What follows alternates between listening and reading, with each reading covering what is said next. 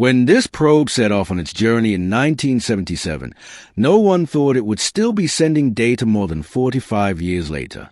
Voyager 1 has just sent a disturbing message from an unknown star in the interstellar medium. NASA is worried and fears for the safety of the probe. Will Voyager 1 continue its journey and eventually arrive at a distant star as humanity's first messenger, or is it all over now? Voyager 1 is a technical wonder and an icon of space travel. Launched in a rush in the 1970s, this probe and its twin, Voyager 2, have now been flying through space for more than 45 years. Their primary mission took Voyager 1 and 2 to the outer gas and ice planets.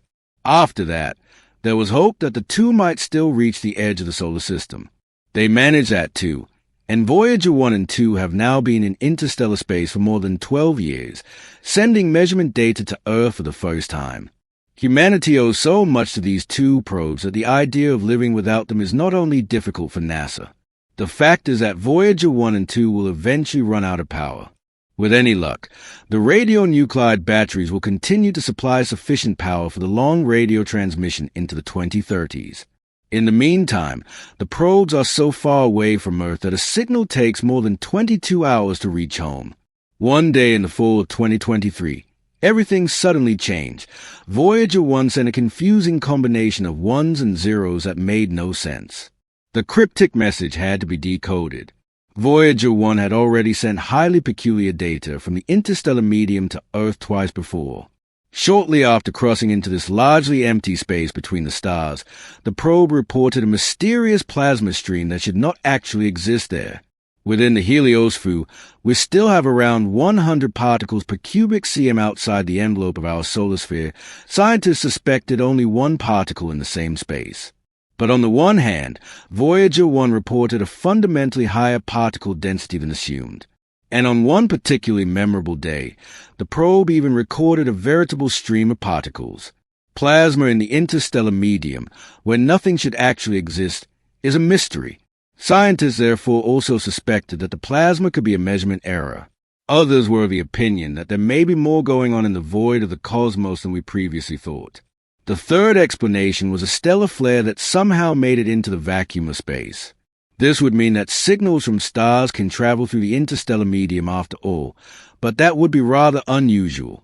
Flares from our own sun only travel as far as the end of the heliosphere, which is about 100 astronomical units, or 15 billion kilometers, from the center of the solar system. Large streams of particles usually reach the threshold of interstellar space within a few hours. Since Voyager studied this area of the solar system, we have known that the streams of particles from the sun meet the interstellar medium there, and the pressure that the two exert on each other creates something like a thick shell. Without this important protection, the extreme radiation of open space would penetrate unhindered into the interior of the solar system, and life on Earth would probably not be possible at all. So not only do we have our sun to thank for warmth and light, our star also safely and reliably envelops us in a protective cosmic mantle. However, as the Voyager probes have shown us, the sun's plasma streams do not penetrate into interstellar space. They end strictly at the end of the heliosphere. So let's assume that the scientists are right when they say that the plasma stream came from another star.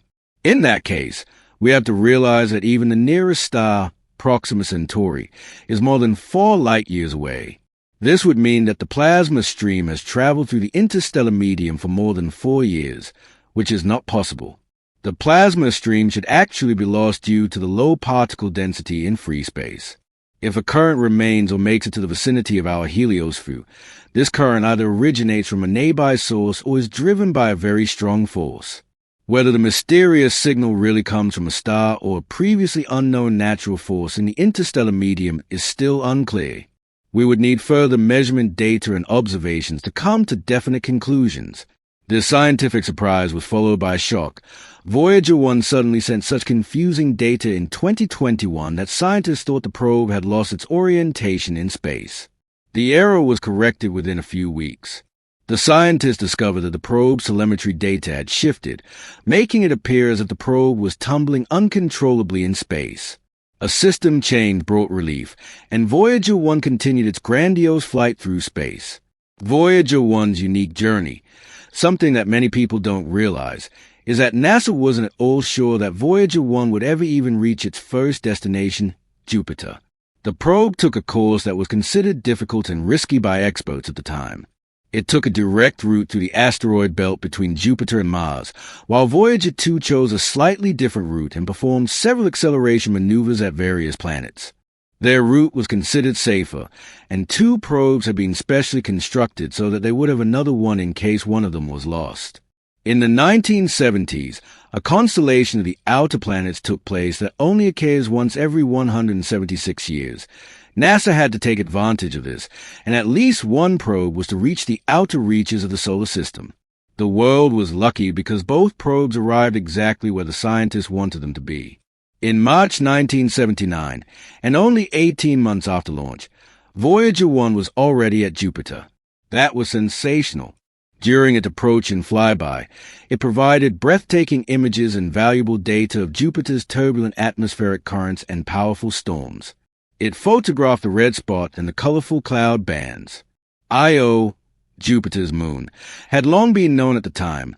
As one of the largest moons in the solar system, Io was already visible with fairly simple telescopes in the late Middle Ages.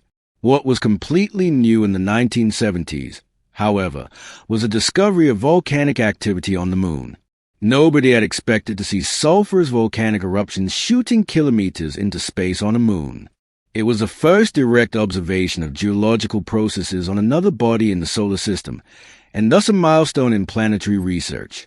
While Voyager 1 was making all these fantastic discoveries, Voyager 2 was already on its way.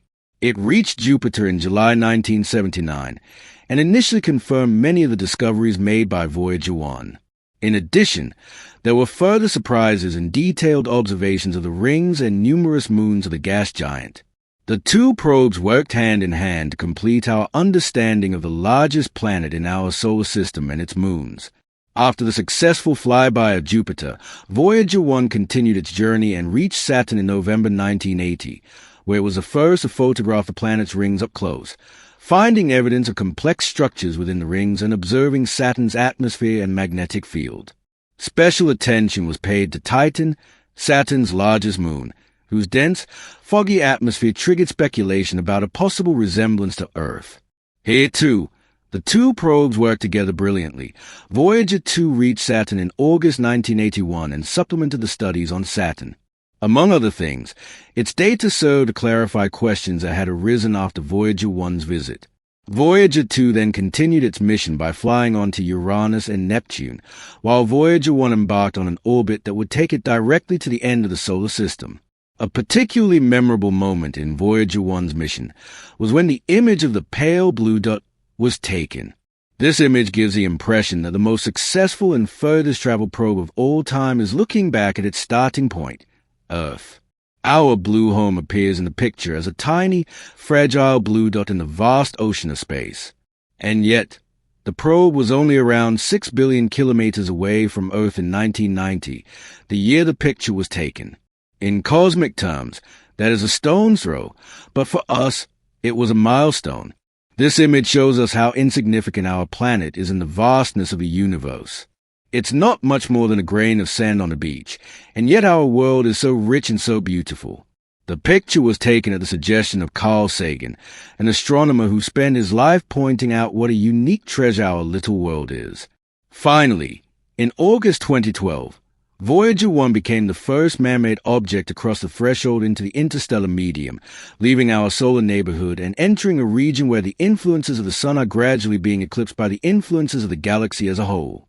Voyager 1 provided almost 12 years of invaluable data, but then something happened again that now very probably means the end of the probe. A sad farewell to Voyager 1. NASA had wanted to avoid this. All the technicians, scientists, and control staff were proud and happy when the telemetry problem was successfully resolved in 2021. When the next shock came in the fall of 2023, everyone was initially optimistic. Voyager 1 was transmitting a jumble of ones and zeros, and the data no longer made sense. A technician from the Deep Space Network, through which Voyager 1 communicates with Earth, decoded the message as an imprint of the internal storage system, where a simple computer records all the probe's data and movements. The database could be described as a kind of universal logbook, and at the same time, it also contains a complete control of the probe. The probe is therefore still alive and probably largely functional, only the transmission of the data no longer works. Unfortunately, the problem turned out to be difficult this time. So far, NASA has not found a solution and is very skeptical that the problem can be solved. Now we have to expect the worst, and the Voyager 1 mission may now be over, at least as far as our communication with it is concerned. The probe will continue to fly, but we will no longer be able to track it. In many thousands of years, the probe will reach the nearest star, and who knows, maybe someone will find it there. Both Voyager probes have a golden record on board, which should be playable by any reasonably technologized civilization. Anyone who finds Voyager 1 one day will be able to hear sound from our Earth, bird song, children's laughter, and the noise of our big cities. Subscribe to the channel now and be part of every new video highlight.